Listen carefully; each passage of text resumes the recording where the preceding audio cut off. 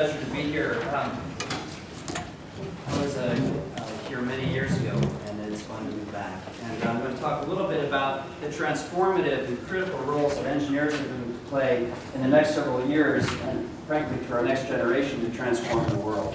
And that's no small task, but we can get it done. So ASME, it's an organization that was formed way back in 1880. It's a stodgy old association type of organization, but it's a not-for-profit. And I offer that the roles that not-for-profits can play in transforming the world can be terribly important. We're going to talk about the big picture: energy, global impact, workforce development, innovation, and wrap-up. Starting with the big picture is that there's a seismic shift going on in the world. The world that we've known is the United States has always been the number one. But in the next 10 years, that's going to be surpassed by China. The other countries that are coming up include India, Russia, and Brazil. You can hardly see it on the slide, but they're moving up in the world. And you may have heard the term BRIC. That's for those nations. And that represents an utterly transformative aspect of how the world's shifting from these, what we had traditionally thought was first world countries, what had been third world countries are now going to be that said, there's a number of issues that we face here in this country that get in our own way, I think, in terms of our own progression as we watch the world pass us by. Identified by Secretary Chu of the Department of Energy, high voltage transmission, high-speed rail, advanced technology, nuclear power, and so forth represent some of the infrastructure and issues that we're facing in this country as we're competing in an ever more competitive world. So moving on to energy.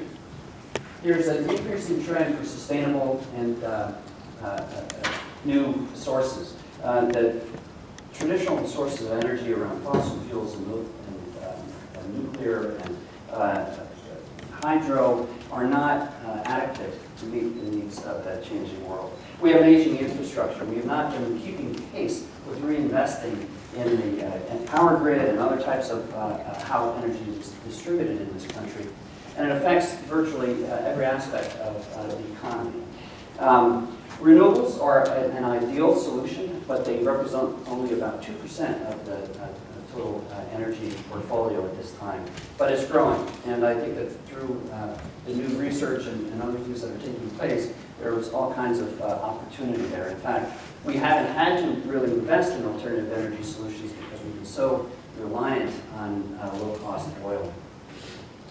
Nuclear actually is an important part of our energy portfolio. It represents 20% of this country, and frankly, nuclear is doubling in capacity about the world. So even though it has its issues, it doesn't generate carbon, and it's low cost once it's running. But a lot of these developing countries are relying heavily on an investment in nuclear.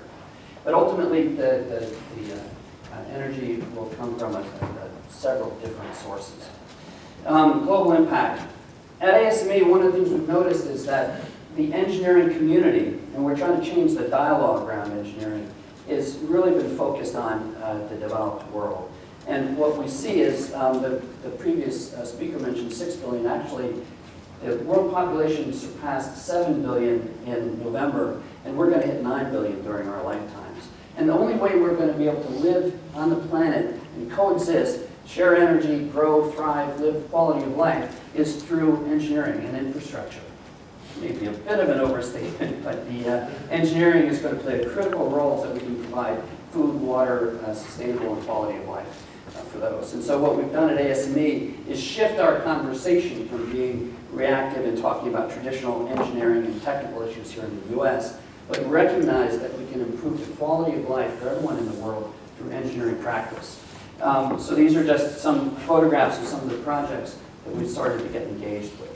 So ASME is going to deliver locally relevant engineering resources to advance public safety and quality of life throughout the world. That's no small task, but it represents an infinite possibility for us. And in fact, as a not-for-profit, we're thriving. And I think not-for-profits can do this, and sometimes in some ways better than the for-profit community. So we do these things called standards, which are really codified best practices, whether it's in water or whether it's power generation or whatever.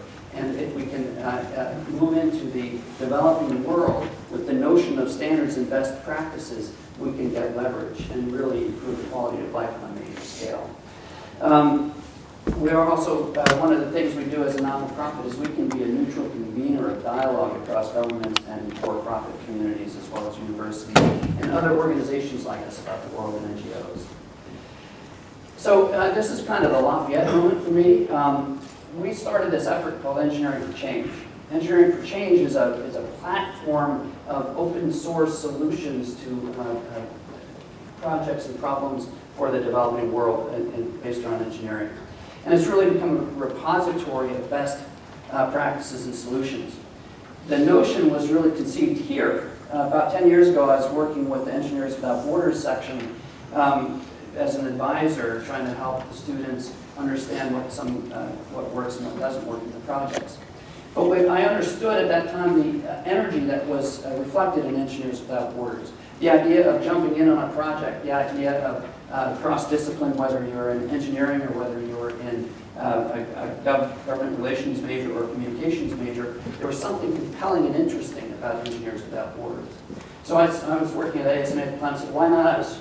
We can reinvent our organization around this notion of creating solutions in a powerful way. So we launched this effort called Engineering for Change last January in collaboration with another large organization called IEEE, that's the Electrical Engineers, and we've had a whole bunch of organizations sign on. EWB USA has signed on, ASCE, the civil engineers have signed on, Society of Women Engineers, and there are many others who are signing on to this activity.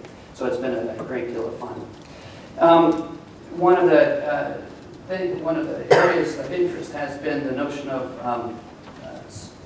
solar cook stoves. So in the developing world, providing reliable cooking is an important issue. And then everybody has their own solution. So wouldn't it be great if there were a platform where you could capture all those best practices and put it in one spot, and that's what Engineering for Change does. And the thing that's been fun for us about being in this space is it has changed our discussions, it's changed the people we talk to, it's made our organization relevant, and most importantly, I think it helps change the conversation about who engineers are and what they do. Engineers do nothing less than transform lives. So let's go on to workforce development, in that one of the critical issues is that there are not enough engineers either in this country or about the world to get the job done. The good news is, for those of you who are in engineering, it's job security and you're going to get paid well. But the bad news is that if we're going to coexist as 9 billion people on this planet, we have to figure it out. So thinking about what inspires engineering. I saw this picture, and how often do you see a little girl playing with something that's technical? It's somehow we seem to beat it out of them from a societal point of view. And I think we have to, part of the objective with things like Engineering for Change is changing the notion of what engineering is all about. It's not having to be good at math and science, these kind of remote, difficult things that get in the way of and kill that kind of creative spirit. It's about transforming lives. So other types of things, what my first experience with engineering was as a child. I took apart a Christmas toy, and I was fascinated by it and wanted to know how it worked. And so I've been following that curiosity ever since. But somehow, as a society, we have to celebrate that curiosity and build upon it and create more engineers. So the why comes here. These statistics come from McKinsey, which is a large multinational consulting firm. And then they talk to managers about what are the most difficult jobs to fill. And in this case, management and then science and engineering. And this is not just a problem in the US, this is a global problem. But look what's happening. So you saw that earlier slide with where China was growing to surpass the US. Well, they're going to do it with engineers. So this chart shows you from the period of about 1998 to 2006, where the engineers are and where they aren't. You can see the US has come up a little bit, and if we followed the chart beyond 2006, you find that there has been an uptick in the US. One of the reasons is that that's where the jobs are. So enrollments in engineering have gone up, but not at a pace that matches the opportunity and need. China's ambition also goes beyond China. They see the growing and shifting world landscape, and so they want to support the infrastructure and needs to support their own economic engine in China, but they also see Brazil, they see China, they see India, and they want to be a part of that business as well. So the U.S., by standing still, the world is surpassing them. And I offer that there's a direct correlation here between the economic growth in China and the stagnation in the U.S. On the other hand, in the U.S., we've done a very poor job of making engineering accessible to women and underrepresented minorities. And that's shifting, thank goodness. But it's not reflected in this chart. But I think in my own experience in talking to student sections around the country, we're seeing greater diversity. But the unfortunate truth is mechanical engineering, which is the group that I work, is the worst represented for females in the mechanical engineering professions in this country. There's only about 5% practicing. So what we're trying to do is to change the dialogue in that space. We talk about transforming lives. What you may have heard in the common press, the notion of STEM education, that's science, technology, engineering, and mathematics. And the President of the United States has made it a part of his initiatives, and I think you heard him reference it in the State of the Union address, and then we were just down in Washington last week, and one of his commitments has been that students who participate in engineering-related projects are going to get a trip to the White House, just as if they had won a college basketball prize. So there's this movement towards supporting science, engineering, and mathematics. So let's talk a little bit about innovation. Innovation is the key to survival in an increasingly global economy. Today we're living off the investments we made over the last 25 years. So the idea I offer that engineers by their very nature are innovators. There's not this point where now you're innovating and now you're not. I think when you're engineering, you're always innovating. And those kinds of creative minds, those kinds of problem solving, those kind of that kind of outlook is terribly important. And so what we're doing at ASME to support some of this is supporting some programs that I'm going to talk about in just a minute. But there are huge opportunities associated with this. So we talked about energy. That's virtually infinite. And there's a lot of exciting things happening in the energy space. Transportation. Our transportation infrastructure is based largely on the automobile. You heard talk of this high-speed rail, but there's only a couple of small high-speed rail projects that are under consideration in this country. China is building 8,000 miles of high-speed rail. And if we build a high-speed rail in this country, neither the trains, nor the tracks, nor the intellect behind it are going to come from this country. That's how much we've lost in terms of intellectual capacity. Agriculture and aquaculture, in that there's a tremendous amount of engineering that goes into producing reliable, safe, and drinking water. And then, of course, we have to have water to support the food supply. Believe it or not, there's plenty of food in the world, but we have big problems with regard to distribution. But if we're going to go from 7 billion to 9 billion and providing food reliably and safely, we're going to have to depend on engineering infrastructure. And then, of course, the infrastructure itself, whether it's the power grid, whether it's the automotive infrastructure, whether it's water and bridges and all the rest of it, you hear it every day about how the things are falling apart here in the U.S. And the unfortunate thing is that there's so much opportunity, but we're having the wrong conversation, I think, sometimes. So this is a solar project. This is part of how the world dialogue is shifting. This is an MIT project. This generates between 2 and 5 kilowatts of energy. It's completely portable. It's based on a thermal reaction. Those are parabolic mirrors. They follow the sun and the heat and the oil, I believe, and probably drive a turbine.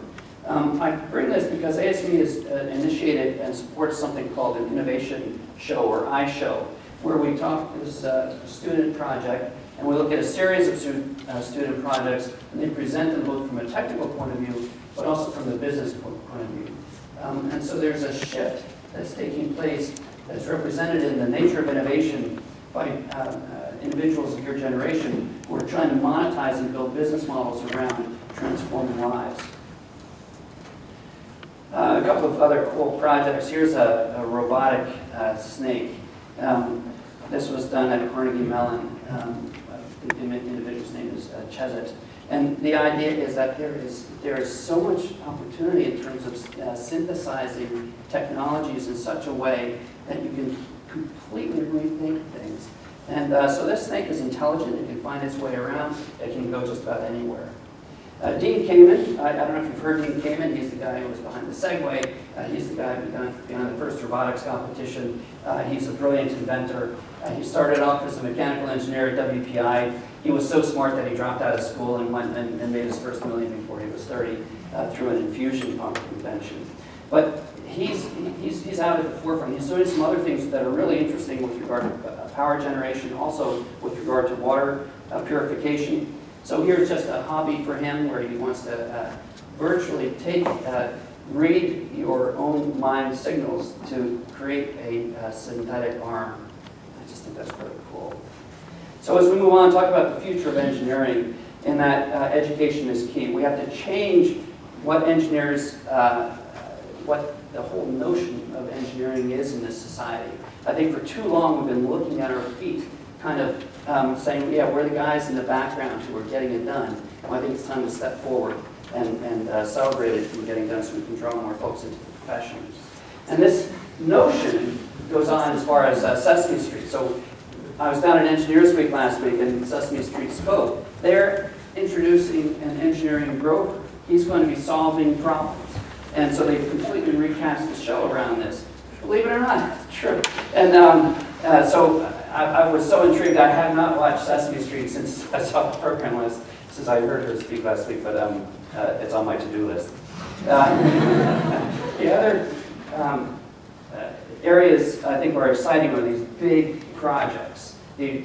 Whether it's this bridge, this is in the Loughlin Valley in France, and it's a remarkable engineering feat of all kinds of engineering, includes civil engineering. But one of the things that's really that I want to point out here is that whether you go to Dubai or France or China, the big projects are not happening here in the U.S., right? It's taken us, how long, 10 years or so to get started on the Freedom Center in New York to replace the World Trade Center. And it's a fairly unremarkable building. That's the biggest capital project that I can think of. The students, I think that's what's so exciting in seeing how the nature of engineering is transforming by my engagement with students and how they're involved in very important projects. And then, of course, the global impact, the notion of applying what we do as engineers to transforming the world. So ASME and my organization, we're changing the conversation. We're sharing information and ideas through these things like Engineering for Change. We're supporting engineers throughout their career, because once you become an engineer, and even if you go into management, I think engineers make great managers, they make great leaders, they make great legislators. We should be partners with them throughout, and then committed to development. And there's huge opportunity there. It's not just a part of a mission because it's who we are, but it's part of why we exist. And that's my story. Thank you very much.